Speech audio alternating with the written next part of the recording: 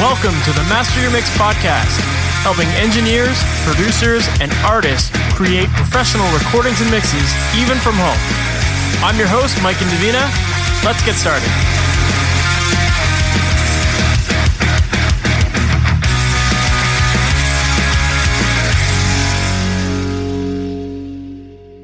Hey, welcome to the MasterYourMix podcast. My name is Mike and Davina, and thanks for hanging out with me today. Today, my guest is Jim Stewart, and if you're not familiar with Jim, Jim is a mixing engineer and producer based out of Cleveland, Ohio, and he's worked with a lot of local artists, regional artists, national artists, and a bunch of the songs that he's mixed or engineered or produced on, they've been featured in TV shows, movies, commercials, and they've been gaining a ton of streams online. So I wanted to bring on Jim today because not only is he a fantastic engineer, and we definitely talk about his process behind mixing and some of the cool techniques he does there, but he also has a really interesting story about how he's navigated throughout the industry. And in particular, when it comes to studios shutting down. And as you'll hear in Jim's story, he definitely has been part of some crazy, tumultuous times.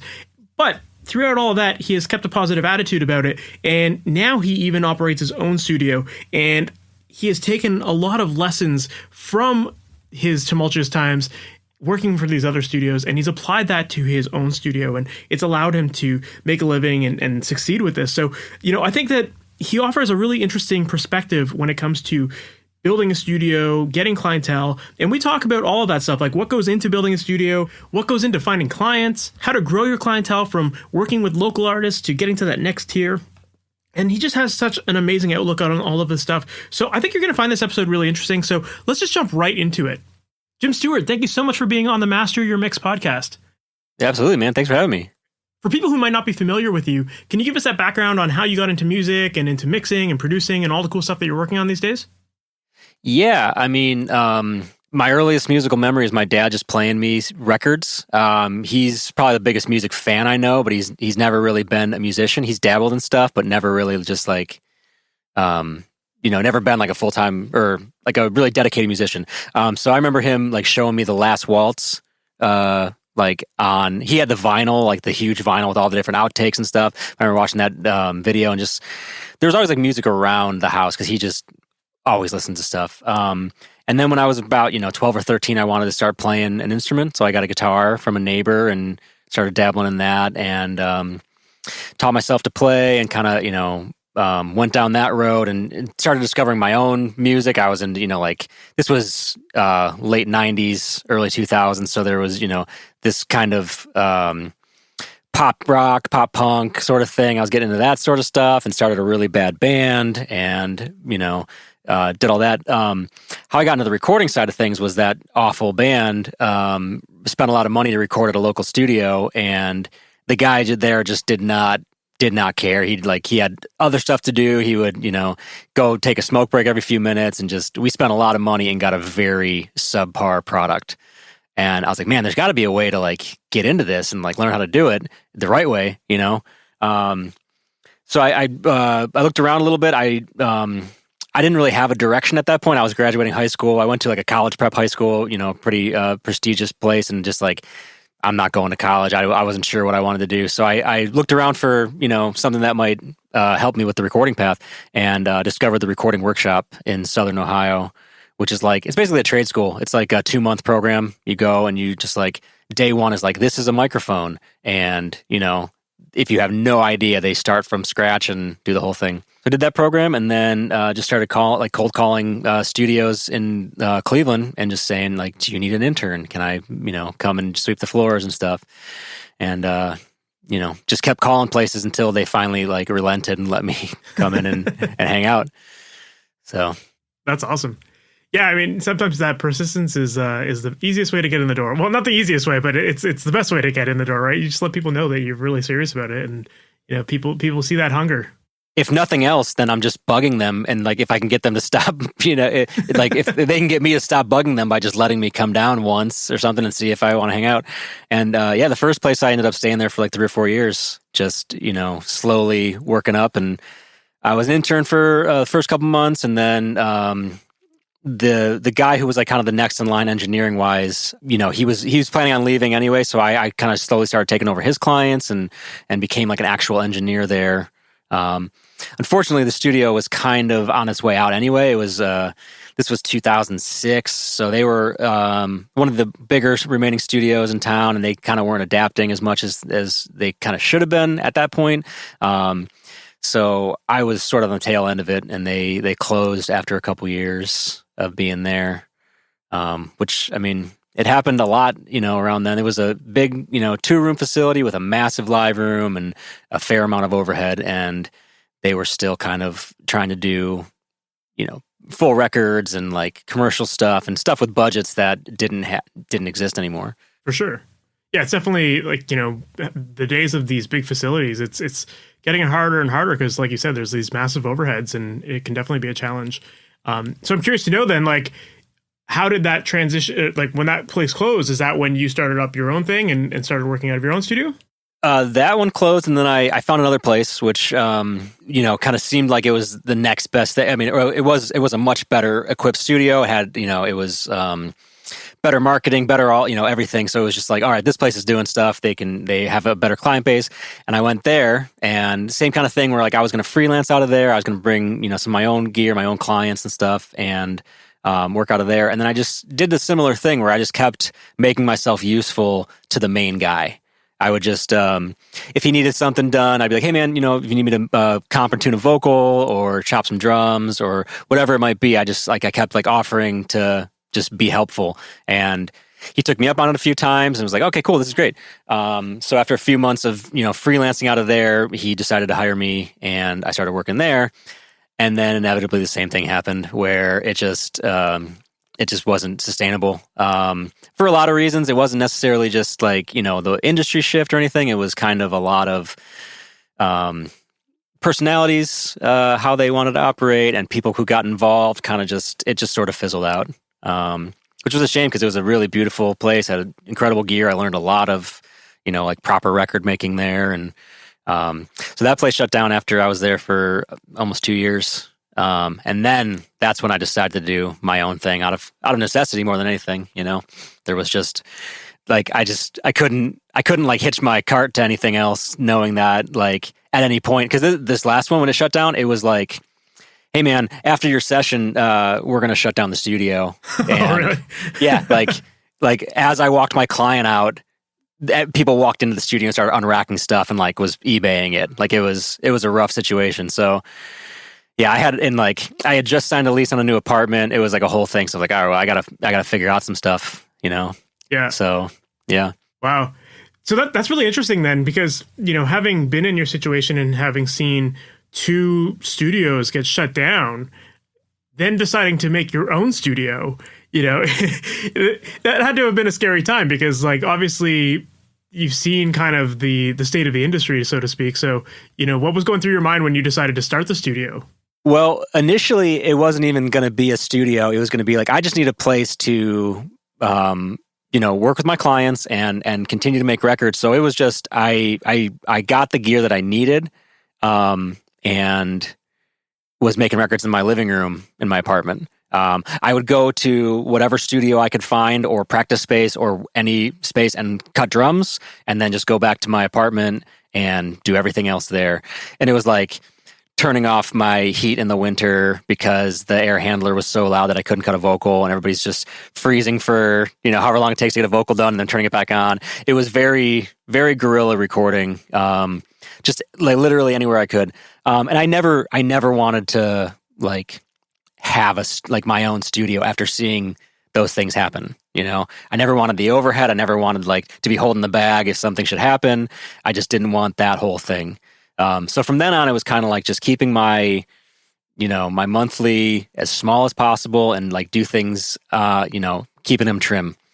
But during that time, I was kind of working with, I don't want to say most, but like several of the like larger local bands. And then they would all play together. So I'd work with this band, and then that band would play with another band, and they'd hear the record and cool, and they want to come with me. So I was kind of getting known for doing all these local projects.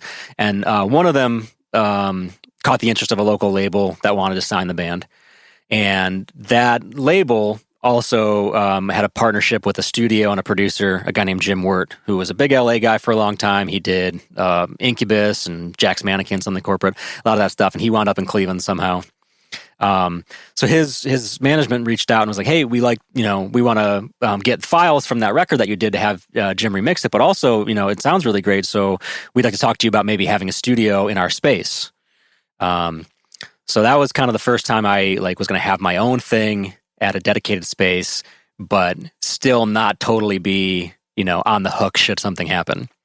As the story has been going so far, my brother-in-law and I got in there and constructed a studio, and I was on the ladder securing the final piece of drywall to actually enclose the room, and my phone rang. And I took it out, and it was the guy who got me in there, and he's like, how's it going? It's like, good, man. I just put up the last piece of drywall. It's officially a room. He goes, great. The building's sold. We got to talk. That was another whole thing. After having a conversation, he's like, finish the room. We have a year before we're getting out. And because of the lease, the people who are purchasing the building will, they're going to rebuild us elsewhere. Interesting. So that was part of that whole situation. Was I had a year in this place, and while that I was in there, this conglomerate of businesses that took over the building are going to construct suitable spaces in another location. Wow. Which was a whole another layer of stress and stuff like that. Because I had just built a room. I did it with my hands. And my brother-in-law, we did it together, and it was something that I really liked it. And then this other thing was kind of happening elsewhere that was it was beyond my control. It was happening. Whatever happened, whatever they did was what it was. So it was kind of an interesting just year, I guess. Yeah. Wow, man, that's to have gone through that many studio shutdowns, the fact that you're still doing it is impressive. Did you ever just think of just giving up with it? Yeah, but I just have no idea what else I would do. I have no idea. I couldn't. It's funny. I always talk about I couldn't sit at a desk, to do a day job, but I do that. It's just not, it's not that kind of thing. I couldn't sit in a cubicle and do something else. I couldn't yeah, it's definitely tough to be have a small business and run the thing and kind of have all the stress that comes with that. But it's also super freeing. I can be super flexible.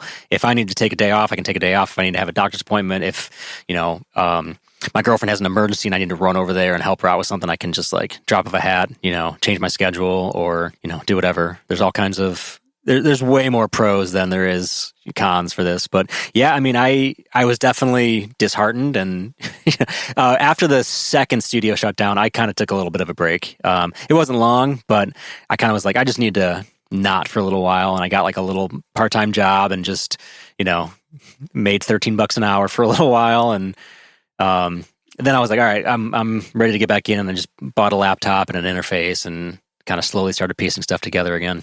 Yeah. Did you feel like you learned something from watching these other studios close? Were there any lessons that when you finally were okay, I'm going all in on this, I'm going to have my studio, did you feel I'm going to do things differently and this is what I'm going to do differently? Yeah. There was a lot of hey, definitely don't do that. There was a lot of that. Second studio especially, the guy who ran that place is an incredibly talented guy, but is... he's a dreamer. He would get very excited about a thing for a very short amount of time. It would be he's going all in on this thing, and then all of a sudden it fizzles out, and everybody's wait, I thought we were doing this, and everybody got really geared up for something, and money was spent, and it was a lot of things. So I always just was I'm going to make it as small as I can to make sure that I can if I don't do a single project in a month, I'm not going to be out on the street. I'm going to try to make it as efficient as possible. I just don't want to and I don't want to have a bunch of other people relying on me for something. If should I fail, does that mean that 3 other people that are, under my umbrella are all of a sudden, going hungry or something like that? I didn't want to have anything like that. So I definitely learned to keep things tight and try to make sure that I was never going to be put out, should something bad happen. There was definitely a lot of how to treat people stuff that I learned, good and bad, how to treat clients and how to kind of, make sure that people are happy and nothing, they're not leaving and cursing your name. And, in a small town, people are hearing about that kind of stuff. So yeah, there's definitely a lot of that. Yeah. Would you say that the like the budgeting was like the biggest lesson that you learned from all these companies, or? Yeah, probably. I mean, definitely just like trying not to get in too deep. It's like, obviously I would like this. So this place had an SSL in one room, a Neve in the other room, a great mic selection, incredible outboard gear, instruments everywhere. It was incredible. It was a great place to make a record, but it was deep, and from that point on, like the next thing I did was a laptop and a Motu 828, it was just like the opposite of that. And a lot of, it was obviously because, I couldn't afford to jump into this thing, but also I didn't want all the headaches that came along with it. It'd be great to have an SSL, but at this point I would never get one because I've been working so long without that thing. Like my style of mixing is not incorporating anything like that. It would take me so much longer to do anything that I do with a console, and especially with multiple clients all over the place. I might have to be working on a mix, and then someone goes, hey, sorry, last minute, can you just do a vocal up on that before we get it mastered? Like, we're just listening through it one more time. And I have to print it off real quick, and like imagine having to recall, or like even printing stems, just be like a whole thing. So yeah, the overhead of some of those things was just like, this is unsustainable and totally unrealistic for the kind of thing that I want to do. Absolutely. Yeah. It's interesting that you were talking about just like the flexibility of like having these smaller scale down studios, because I was just chatting with Andrew Sheps, and he was talking he was talking about the same idea. He was like, yeah, I went from having these giant Neve boards to like nothing, and because it was just like, it was more flexible, and I could work faster. I can please my clients faster, and like it just went a long way. So yeah, he's one of those guys that like kind of really like confirmed that it can be done. Whether or not I can do it, that's a whole different thing. But like it's possible to do it with the tools that are available. And I like when he was talking about, he might not want to finish a mix in a day. He might want to work on it for a few hours and then just be like, I'm not there. I'm going to jump into something else, and just immediately be able to save, close, open another thing, and be somewhere else. And then you come back to that thing, it's exactly where you left it. You can just soldier on a different day with new perspective. It's great. Yeah, absolutely. So then fast forward to now, and we're in July 2022, and you just mentioned to me before we started recording that you just finished building a new studio as of March. Yep. And I could see it here. You got a nice space. It looks like a nice big room. So it looks like you've gone beyond just having the small laptop and an interface. So how has that evolution happened? Well, so the studio that so I built the studio, and that building sold. The next studio, that was like a big shared space with there was an office that was a record label and a music magazine in the front of the space, and then there was 3 studios in the back that all kind of shared a central live room. And so it was like sort of a big complex again, but I just had a small part of it. So my contribution was still small in the grand scheme of the space, but it just kind of got to a point where it's like, it was almost like having roommate issues, like I put my name on the milk in the fridge, but someone keeps drinking it. I go to find a microphone and it's in a different room, or someone's not keeping up on the calendar, and I come in for a drum session, and like he's got getting the piano tuned because he's got a piano guy coming in, and just there was some things there. And sonically, the control rooms were just raw boxes with drywall, and just odd in weird ways. So like they left quite a bit to be desired sonically. Around that time, I was just kind of slowly, I wanted to make the move, but also clients were sort of helping me make it, where I wanted to be mixing more and not doing so much full production, tracking, that kind of stuff, where I like the pace of, kind of being by myself and sending off mixes. And I can spend, like we were just talking about, I can spend a couple hours on one if I'm not, feeling like finalizing, and I can jump to revisions on another thing or something like that. So that was kind of naturally happening with people were asking me to mix more. And then COVID happened sort of in the middle of all this, where people were doing more self-recording, and like they would like me to finish it up. So that worked out because I was able to take a rig home and work out of an office and just mix for, however long we were forced to be home. And it sustained, everything I needed to keep up. So once the transition towards mixing was like kind of in full swing, I realized like I would like a more proper sounding control room. I want to know that what's coming out of the speakers is correct. I tried the headphone thing, and it definitely was cool. And I even I got the Audeze LCD2s. These were Ed Cherney's actually after he passed away in his estate. Saw a bunch of stuff. So I was like, oh, that's cool. And I tried the headphone thing, and I could never really get it right. The center always felt weird to me, and I was always still wanting to check on something else. So I'm like, I think I want a proper control room. I'd never had one as long as I had been officially mixing. So I was like, I want to really trust what's coming out of the speakers.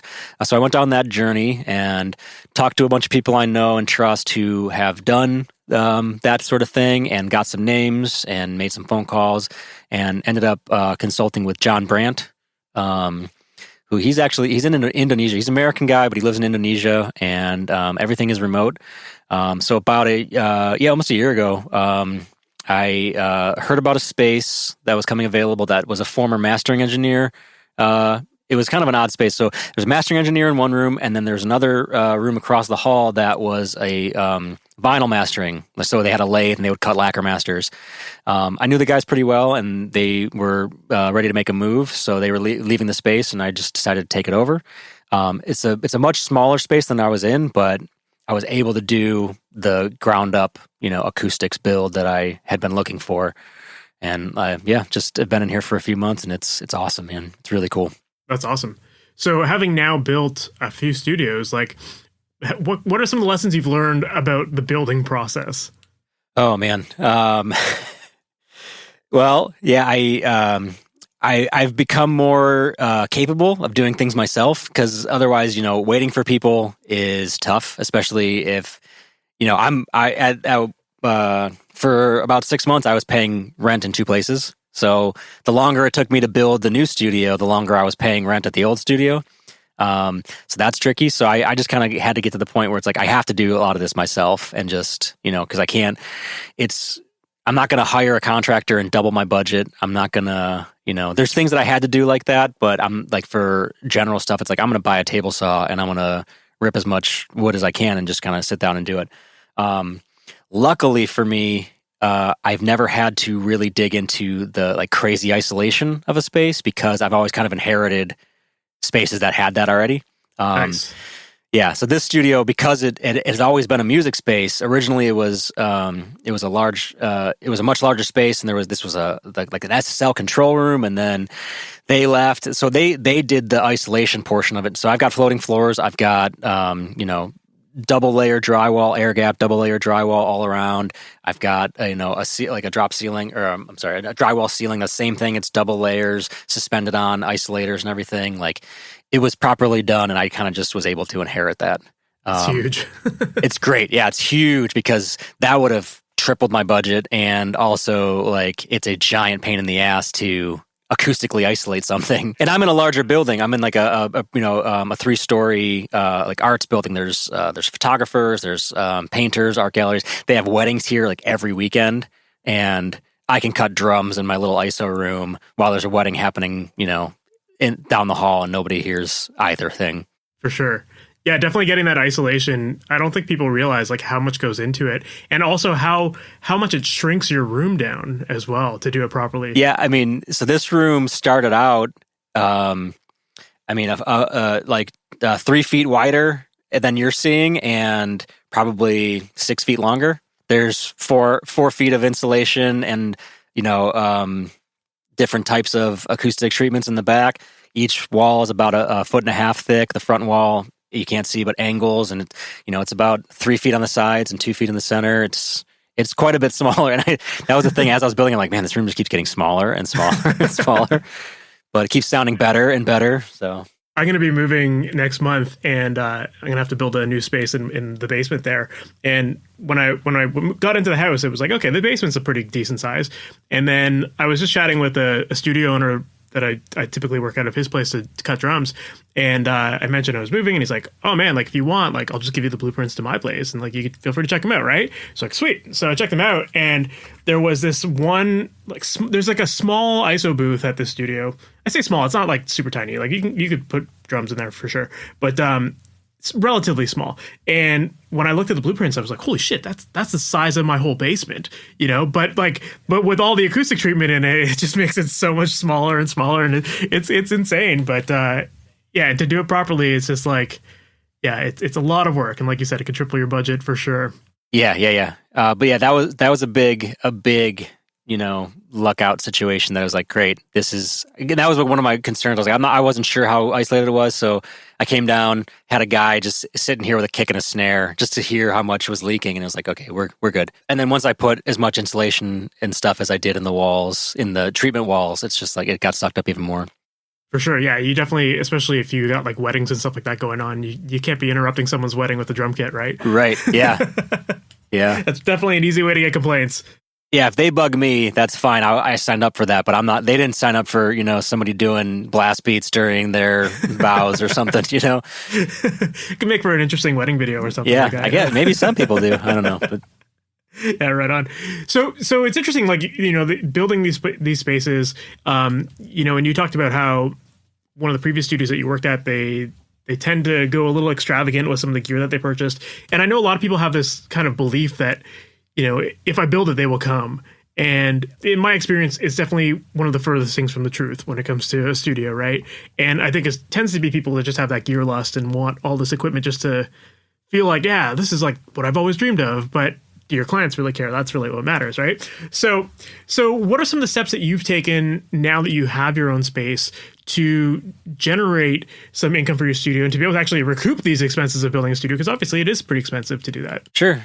Yeah, I mean, luckily, this is because it's my third, fourth, whatever space that I've been working out of. I have a fair amount of word of mouth clients and repeat business in town, but it's been growing in the past couple of years to be regional, national, international, which has been really awesome. And that's ultimately where I think most people want to grow their careers, is to be working with bands that are doing stuff on a larger scale. But yeah, I mean, a lot of what I do is, if I do a record for a band, I'll ask them like, hey, do you guys know anybody? Do you have any friends in bands that are looking for something? Do you know of anybody that are doing things? Or just kind of like, see bands that they're on sharing bills with, and then check out bands, see if anybody looks like something that might be a good fit or something I dig, and just, reach out to them. That is, kind of a crapshoot. Bands... I mean, over the past couple of years, I've probably reached out to hundreds of bands, and 15% of them have responded in any way. So it's like it's definitely tricky just to even like just get a conversation going. But that's kind of the move that I've been doing lately, is just find a band that has any kind of connect that I can make a connection with, as far as like, oh yeah, I mixed a record for these guys, or yeah, I know the guitar player and the band that you guys just toured with or whatever, and just try to like have some kind of starter and then see if I can get a conversation going. Yeah, makes sense. Yeah, I mean, and that's something that a lot of people don't like. A lot of people just rely on that word of mouth, and yeah, you don't have word of mouth until you have enough clients to create that snowball. And, obviously, like in your situation, you've been doing it for years. So, that word of mouth was building because you had worked with so many artists. So that definitely helps. But you do need those different streams. And I think that like the outreach side of it is so important. And I think, it's great to hear you say like 15% of people that you reached out to got back to you. Yeah, it's really small. But people do need to know that, right? It's like, I think a lot of people tend to give up, and it's like they reach out to 5-10 bands and nobody gets back to them, and they're like, oh, this system doesn't work, so I'm not going to do this like cold outreach or try to network, and it's definitely a numbers game. So to hear how that what those analytics are is really important, and yeah, and I definitely relied on the word of mouth thing for a long time, where like that was it, but the only thing that ever generated was not that it's a bad thing, but the only thing that ever generated was just more local bands. And I have done a lot of work with a lot of incredible local bands, and I love it. The only thing that I find is that not all, but a fair amount just don't have kind of the follow through to like push a record once it's like we spent all this time making a record, and it's like we put a lot of work into it, and we like the band writes the songs, and I know that by the time the record's done, they're kind of sick of that whole thing, because they've been, especially for a band that's like their first record, they've been sitting on these songs for years sometimes, and it's like we're ready to be done with that and do something else. But it's like the follow through is not there, so that doesn't really get them anywhere, but also then nobody hears the record that I just did, and it's kind of tough for that to be like a calling card of something, So just relying on word of mouth kind of just kept things at sort, like it felt like a plateau, where it was like it was great, and I loved a lot of those bands, but it was just like a couple years of working with the best local bands for sure, which was again great, and I love them, but I want a little bit more out of my career, so it had to be a thing where it's like, all right, well, I have to actively do something to make the next step happen. I can't just like sit and rest if I want to, get to the place I want to get to. Gotcha. Yeah, that makes sense. And there's a couple things to take from that. One is the idea of, bands and how they actually promote the album, because like you said, so many people have just been sitting on these songs. They're either tired of them or they're just really excited just to hear a recording of them. And there's that part of it too.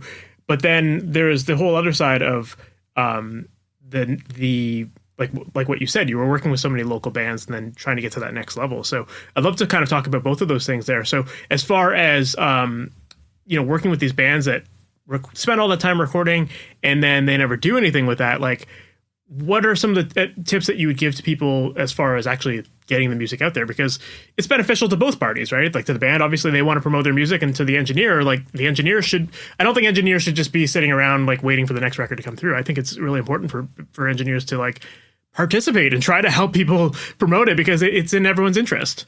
Yeah, absolutely. One thing that I try to do for bands is just like be a resource as much as possible on things that I can help with, and if I don't, I try to connect them to people who can. So like over the past couple of years, a big thing that people have asked me is like Spotify playlists. How do I get on Spotify playlists? How do I, get in front of more people? And that's not a thing that, I think that's like a moving target anyway. That just changes all the time. But it's never been a thing that I've understood, but I can put them in touch with people like who might have a better idea of how to get, in front of the curated playlist or whatever that is.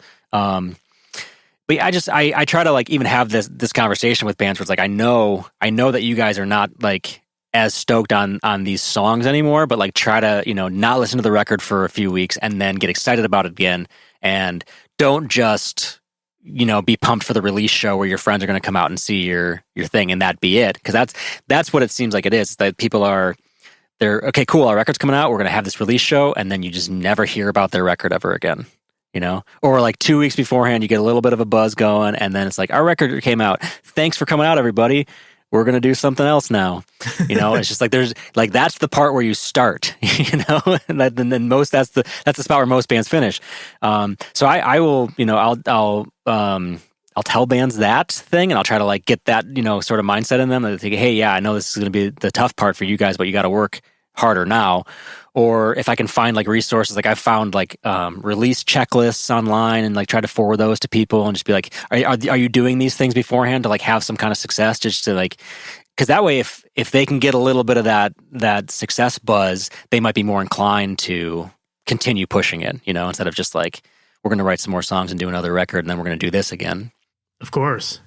Yeah, I love that idea, man. And it's so true. It's like, you kind of have to have those conversations with bands like before they enter the studio, like what's your promotion plan? And that's definitely something that I've started doing a lot more as well. And, it's amazing to hear how many people are like, oh, well, I guess, yeah, I don't know yet. Like, we'll maybe make some videos or something. And it's like, you need to think about that now, because like the budget that you're creating for yourself now is also going to be tied to this promotion side of it too, right? So, think about like, how are you going to do this? Why, like, what do you need to do? And like, is there anything that we should be doing in the studio to prepare for these next steps? Like, Yeah, I love when a band will be like, hey, do you have any time like the first week of August? Because we want to put out a single like the third week of August. I'm like, give yourself just a little bit of time. Like, I know that you're excited to put it out, but like right now, nobody's clamoring for this. So get to the point where some people are anticipating it, like, give yourself 3 weeks before releasing a song to tell people that you're releasing a song. You're not Beyonce. You're not going to drop a record and have it blow up. Like, you got to let people know it's coming.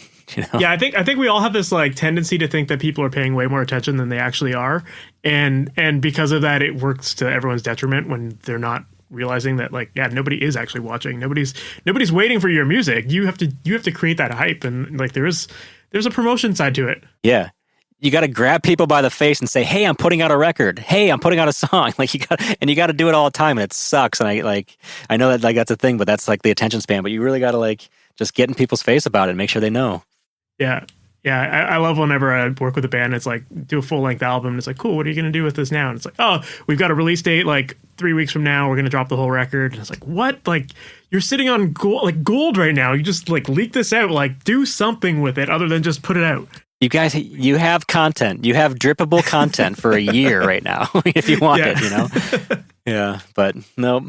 And I know, and I get that. Like, people did not, you know, sign up, like, grab a guitar so they could, like, try to influence an algorithm to get in front of people. Like, I know that that's not a thing that they did, but it's like, it's part of the deal. If you want to be kind of successful in this, you got to like figure out how to get in front of, at the minimum, just like at least like tease it out, like have kind of regular intervals of like, hey, we're doing this thing. Hey, we're doing this thing. Hey, we put out a record. Have you listened to our record yet? Or you check out, you know, we got added to the Spotify playlist. Good. Like, just like, I know it sucks, but like, you got to do that kind of stuff.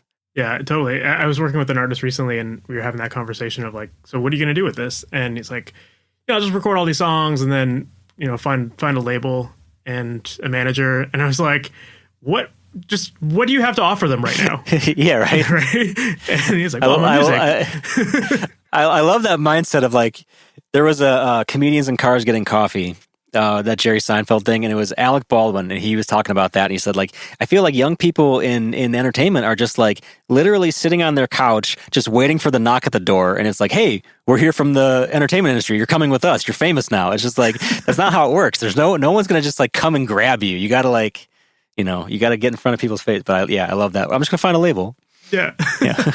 I had a client one time, and she was young and like didn't really get it. So, but her goal was we're going to record a single, and then with all the money she made from the single, she was going to record the record.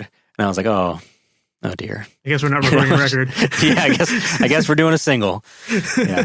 So true. Yeah. Well, I mean, I love the fact that, you know, I think anyone who's listening to this, whether they're a musician or an engineer, it's like there's something to take from this. Like you have to, you know, our job it goes far beyond just the recording side of it, and you know, just putting your music out there. And in a lot of ways, we're in the entertainment industry. We're not in the music industry anymore. And with so many avenues online, you know, music is just becoming part of this much bigger picture.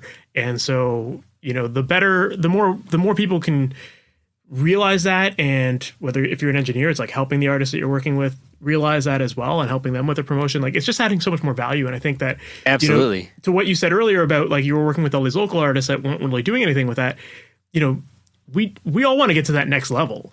And you talked about the idea of getting to those next tier artists and kind of escaping that local scene, local band scene. So, you know, as far as getting those next tier artists, like what steps were you taking to get those, as opposed to just like, you know, you said you had that word of mouth snowball that was kind of creating this local buzz. So how do you get to that next level?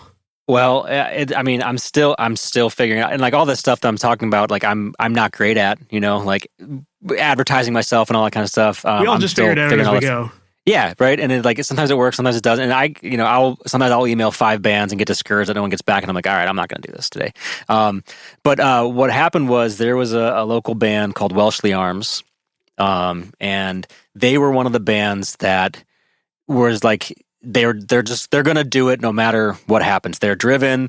They are great songwriters. They're great musicians. And I met those guys through a gig with American Greetings, the card company.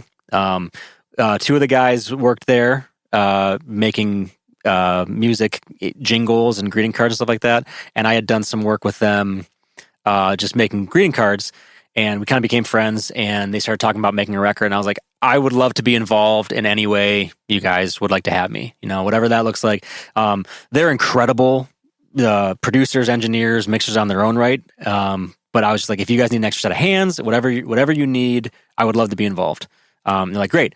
So they asked me to engineer their self-titled record, which after it came out ended up getting picked up by Universal in Germany, and they started touring Europe. They just did it, you know.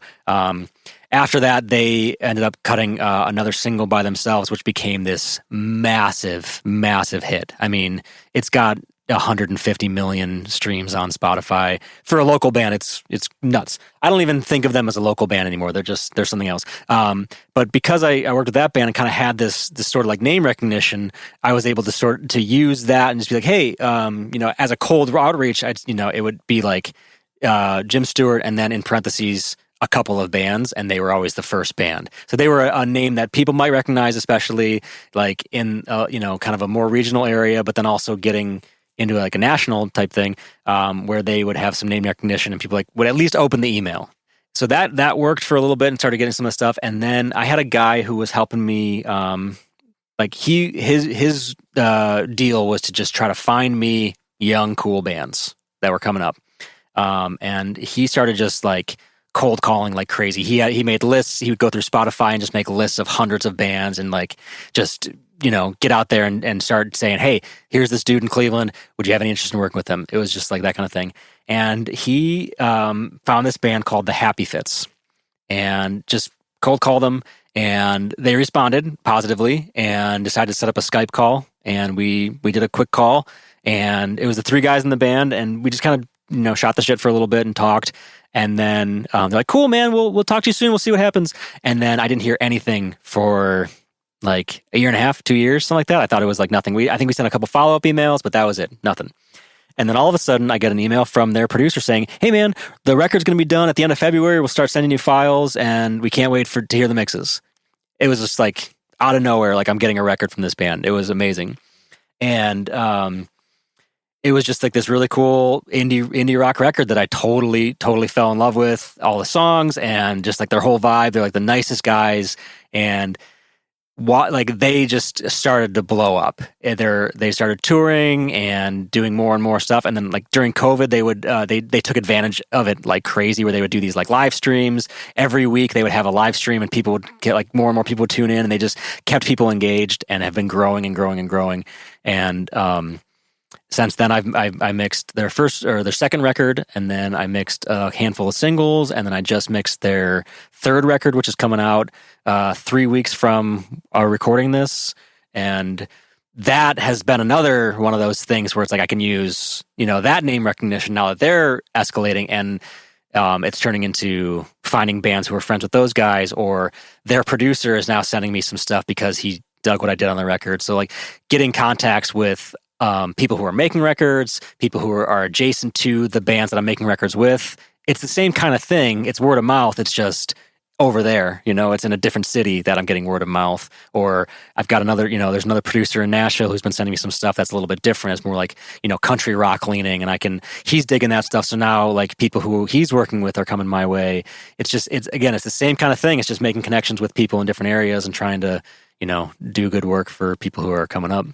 I love that, man. That's great. And yeah, it's kind of interesting to hear like that story about the Happy Fits and like how, they just took advantage of COVID. And it kind of goes back to what we were talking about, just about like how bands that are actually doing stuff to promote are getting success out of it and seeing their fan base grow. And it, kind of ties into that whole point altogether. So that's awesome. Yeah. And I know exactly the date that their record is coming out because I see it every day because they're promoting it, Like I go on Instagram and they pop up and they've got a story about, have you pre-saved our record yet? And they got a funny little video or a clip or, like something that's reminding you that the record's coming. And it's just like, there's a buzz about it. And there's, it's the reason that they're coming up on 2 million monthly Spotify listeners or whatever.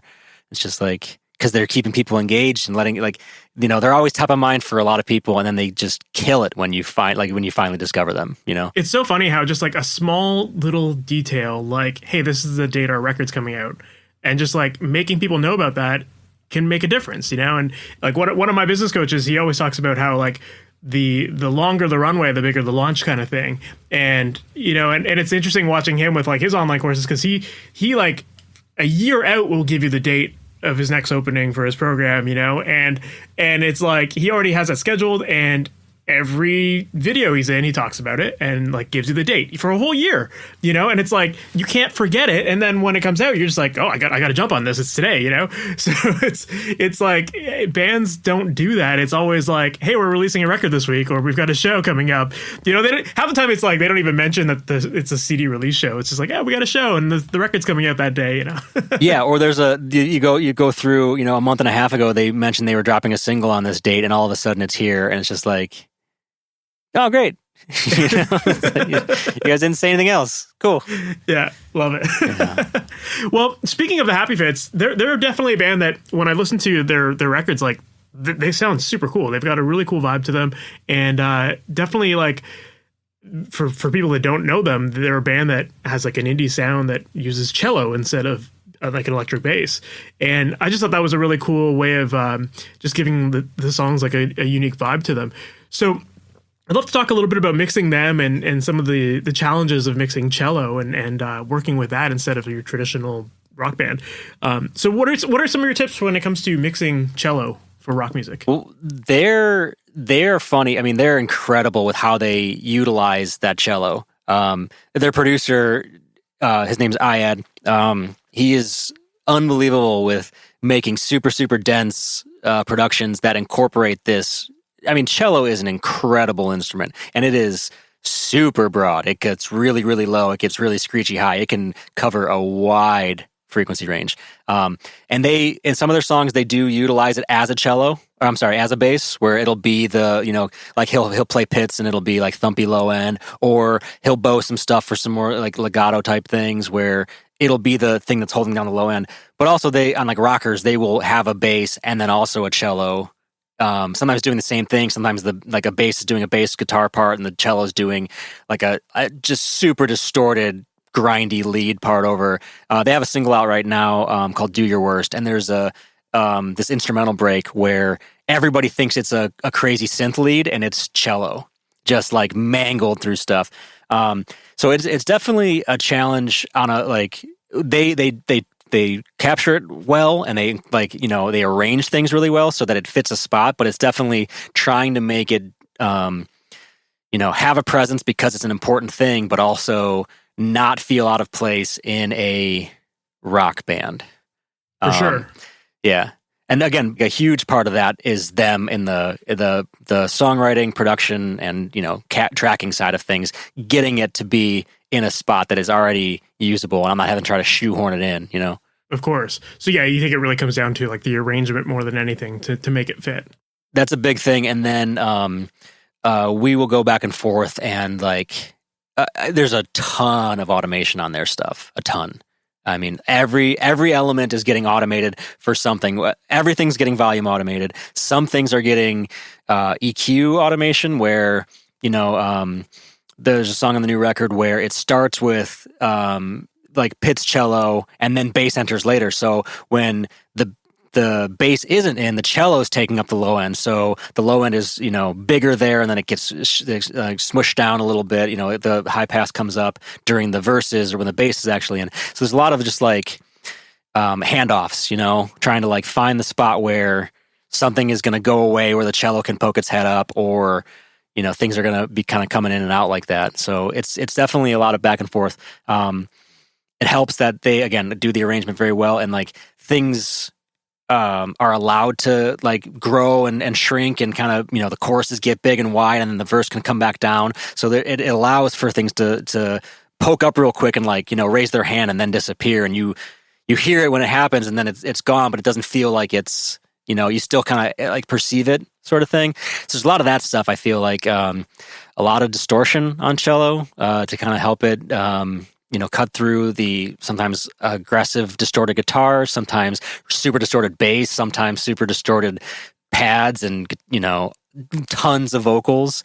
So yeah, there's a lot going on in some of these things, but just trying to like weave it in and out is kind of the move. And I mean, sometimes Ayad and I'll go back and forth, a handful of times until it's really feeling like it is, and then he'll get stuff from the band and we'll just do more revisions. But it's just trying to find a spot, and then if that spot moves somewhere in the song, trying to find its, just keep trying to find where it lives during different sections. Totally. Well, yeah, that was one of the things I was curious about, because obviously, cello is a bass instrument, but it does have a different timbre, a different character than an electric guitar or electric bass. And, as far as solidifying that big balanced low end, it really does depend on the playing and what's, all of that kind of stuff. But like, do you feel like a lot of people talk about, like, when it comes to kick and bass relationships, like there's always one that's lower in the frequency spectrum than the other. So did you feel like you were leaning a lot more on like the kick to occupy those kind of sub-E frequency ranges? Yeah, and I tend to I think that's kind of where I live in like rock stuff. I have the kick below the bass, and I'll high pass the bass up to 80 maybe, and so the kick is usually 60 for me, depending on where it's tuned and stuff like that. But around there, the bass lives above that, and then the cello would get a little bit like taken out a little bit higher than that, just to kind of keep those three things from fighting each other and having some space.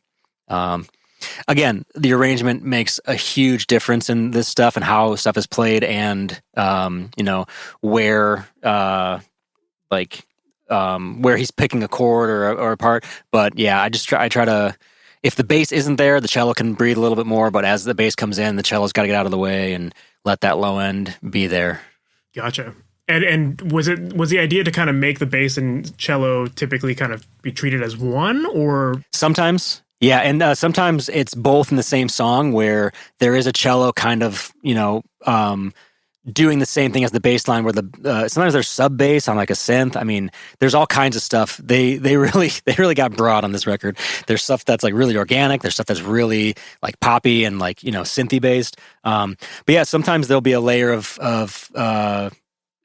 bass cello that's doing the same thing as the bass line, but maybe with more pizzicato, so you can feel the strings more, while the electric bass is just kind of thumping along. And then there's a melodic or a lead cello happening somewhere else. Sometimes those things are all kind of happening in the same song, and it's just a matter of finding the space.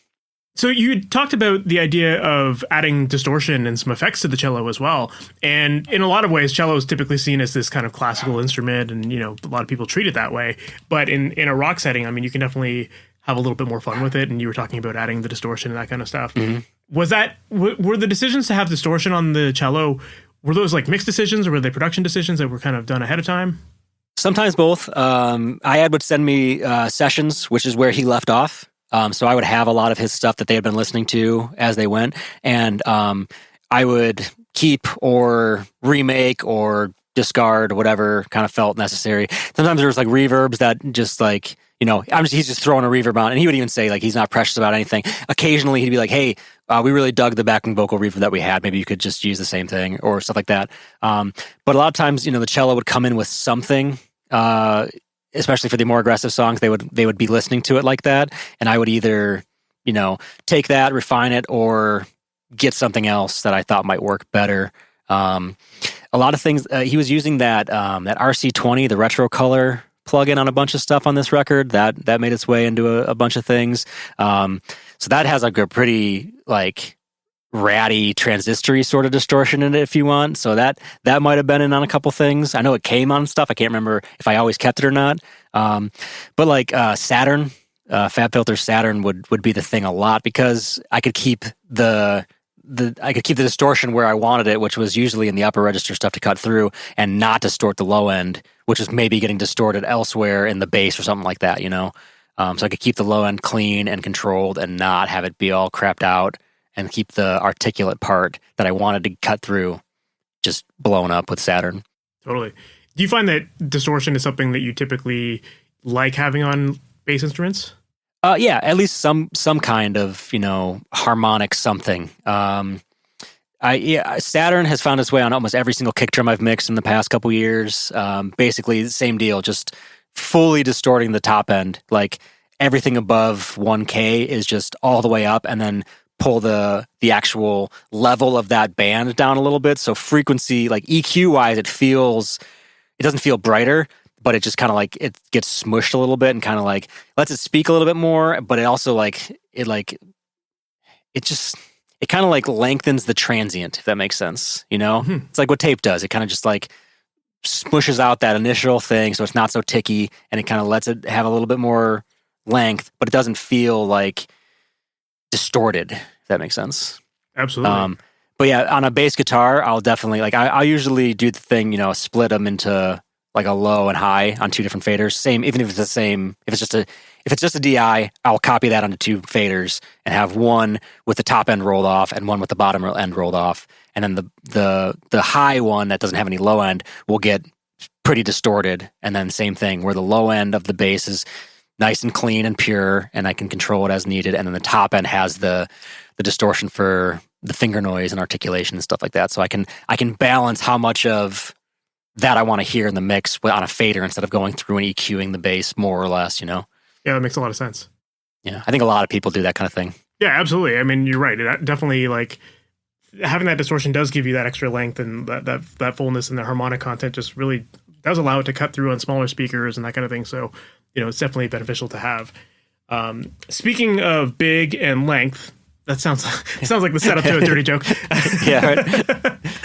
One of the things that struck me when I was listening to the portfolio that you have on your website is your snare tones. And as a drummer, I despise mixing snare, and I know a lot of my students hate snare as well. But I found that like your snare drums always have this really big, full tone to them, or at least from the demos you had on your website there, you had a lot of really cool ones that just felt big and full, and like you said, like they don't have like that ticky kind of sound. It adds more sustain and size to them. So, what are some of your best tips for achieving those big, fat snare drum sounds? I mean, good drummer. That's the number. Like, good musician makes just cancels out any deficiency anywhere else. A good drummer on a good drum. It's just, the order is musician, instrument, and then anything else I would do of importance. It's just like, if you can get a good drummer and a good snare, great. If you don't have that option, I'm not ashamed of putting samples in. I have I won't replace almost ever. Unless there's something weird going on, but I always try to augment. So picking a sample that, that complements the recorded snare. If I'm recording a project, I try to get samples at the end. I'll just have the drummer give me like a too soft, too medium, too hard, and I'll make a trigger, file. So that way, at least it's like, they blend way better because it's the recorded snare, but you can mangle it and compress it and do whatever you want to it. So I'm not opposed to sampling stuff if it needs it. And then I also like to do kick and snare room samples. So I have a dedicated track of just a kick room sound and a snare room sound. And that's like, the Queens of the Stone Age thing when they recorded no cymbals. It's like you get a perfectly clean room kick that you can compress and distort and get all the length out of, and get all the, get this cool kind of like air around a kick drum without having to deal with, cutting out the cymbal frequency, or like he, in the verse it feels great because he's really quiet on the hi-hat, but then he bashes into the chorus, and like all that awesome thing that you had goes away. So I really love having a dedicated kick and snare room sample. And for a long time, I wasn't even doing any reverbs. It was just like these room tones, to make the drums feel in a space and not super fake. If you can, you can really get away with a lot of those triggers before it sounds artificial, as long as you don't have it just like machine gun snare onto a roll or something like that. Of course. Yeah.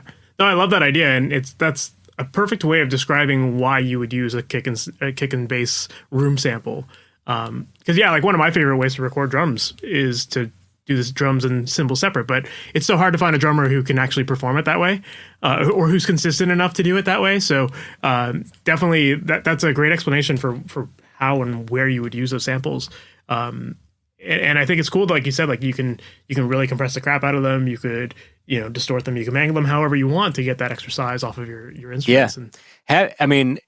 As much as we've listened to recorded drums for the past however many years, it is still weird to stick a microphone inside of a bass drum, or 3 inches, an inch and a half, whatever, from a snare drum. That's not how we listen to drums.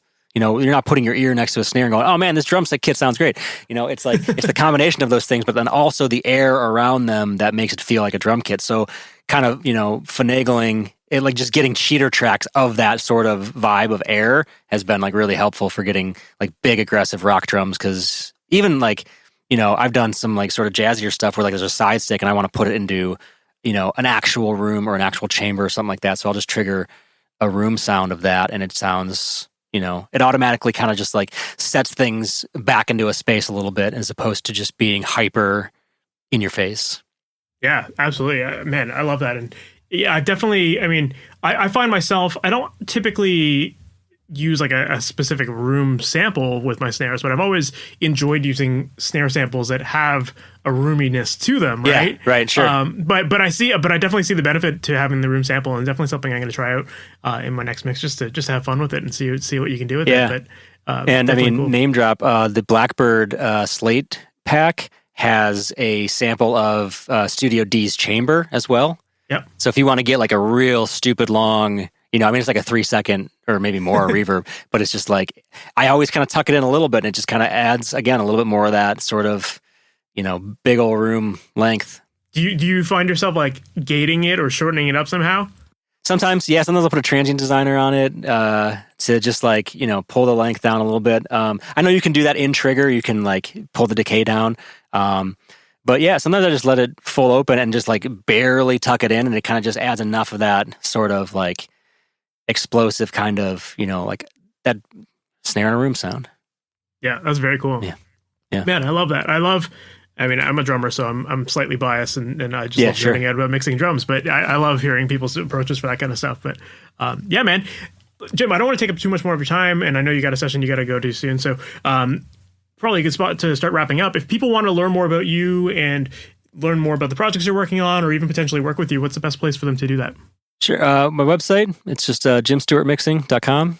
All the socials are at jimstewartrec, REC. So I really I don't do much on anything but Instagram, and those share the other stuff. But yeah, that's really it. Website and, social media stuff. Awesome. Well, I'll definitely have some of those links in the show notes as well. Awesome. Right on, man. So that was my interview with Jim Stewart, and I found his story very fascinating, and I thought it was so crazy to hear his perseverance and how he had gone through so many ups and downs as he was navigating and trying to get into running his studio business, and how he, worked for so many places that shut down, but yet he kept going, and how he has just kept pursuing it. And I thought it was really interesting to hear how he managed to, kind of restart, keep his expenses low, operate with just a small bit of equipment, and just from there let the snowball grow and start growing his reputation in his local scene, and just letting that snowball build and build and build to the point where now he has this much bigger space, and he's got a really cool setup that he's definitely loving, and things seem to be going really, really well with him. So, I just think that sometimes this industry can be very tough, and because of that, a lot of people tend to give up. But when you're really passionate about it, you find ways to make it work. And, sometimes it's just a matter of scaling back, and that's all you need to do. So it was really interesting to hear, his perspective on things. And I love just getting into that conversation about, if you build it, they will come, and how that's just such a lie. And so many studios fail because of that mentality. So yeah, I just thought he offered some really cool insights into the process of, building a studio and learning lessons from some of these failed studios in the past. And also it was great to hear about some of his mixing tricks. And I in particular loved how he was talking about using room samples and why he does that. And definitely it's something that has got my brain going, and I'm certainly going to try it in my next mix, and you should definitely do it as well. So yeah, I hope that you found a lot of great value out of that. I know I certainly did. And if you did, definitely make sure to subscribe to the podcast if you haven't. That way you're notified about all new episodes as they go live. And make sure to visit MasterYourMix.com if you're looking for tips on how to create pro sounding recordings from your home studio. And while you're there, definitely check out my book. It's called The Mixing Mindset. That is a book where I break down the process of mixing step by step, showing you what to listen for, what tools to be using, how to dial in your settings. That way, throughout the entire process, you can have that confidence and eliminate that guesswork from everything, because you want to be making music. You don't want to be futzing around trying to figure out what sounds good and trying to go through plugin presets. You want to know how to get the sound that you hear in your head to come out of your speakers, and that's what this book is going to show you. And also on the website we've got other courses and coaching programs and that kind of stuff, so if you're interested in that, definitely make sure to check those out on the website as well. So once again, that's available at masteryourmix.com. So with that said, that is it for this episode. We've reached the end. Thanks so much for sticking around to the end, and I look forward to chatting with you in the next one. We'll talk soon. Have a good one. Thanks for listening to the Master Your Mix podcast. To have your questions answered, submit your questions to questions@masteryourmix.com. Please go to iTunes and subscribe and leave a review. And for more information on how you can improve your mixes, visit MasterYourMix.com.